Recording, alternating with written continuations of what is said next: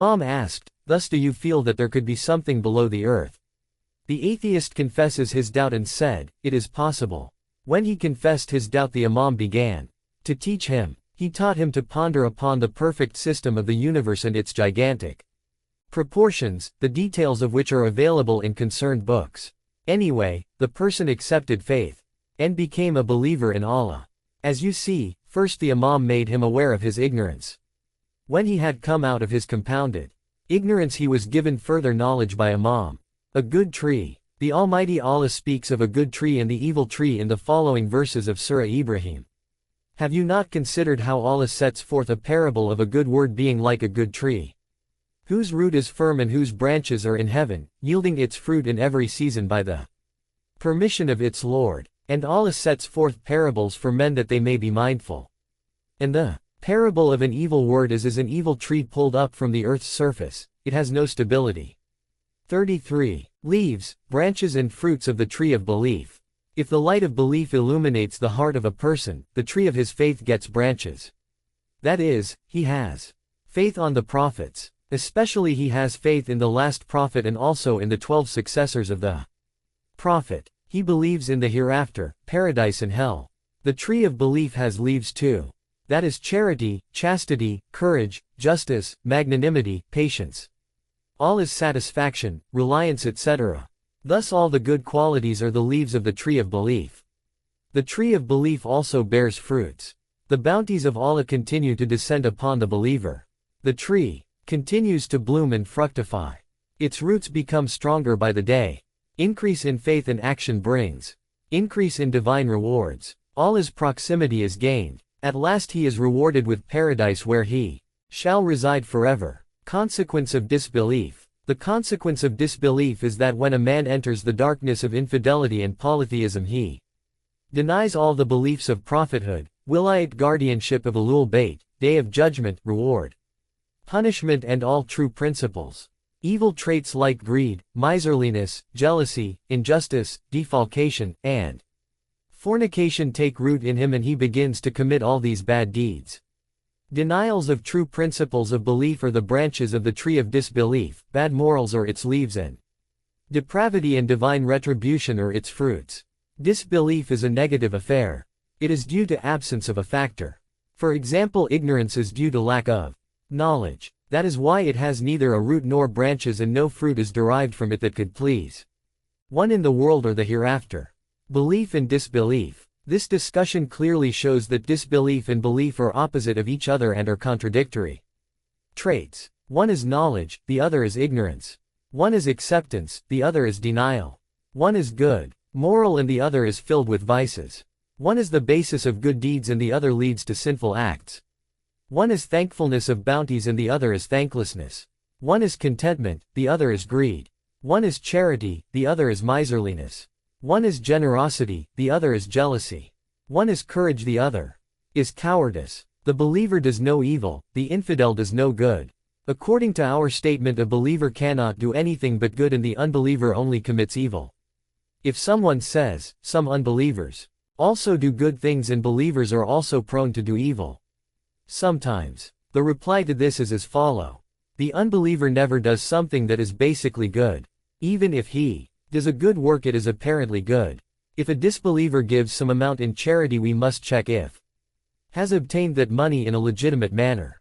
Then we should see if he is spending it in consonance with Islamic Sharia and reason. Whether he is not squandering.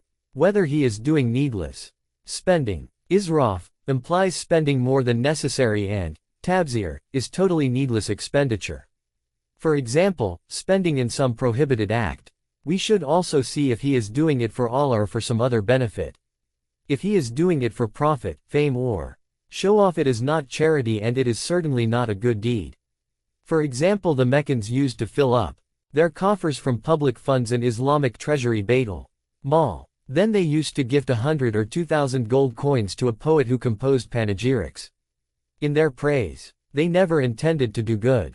It was for gaining fame, popularity and consolidation of their thrones. Does it amount to be a good act? If we suppose that an unbeliever has given charity as a gesture of kindness, then the Almighty Allah gives increase in his wealth or removes some of his difficulty.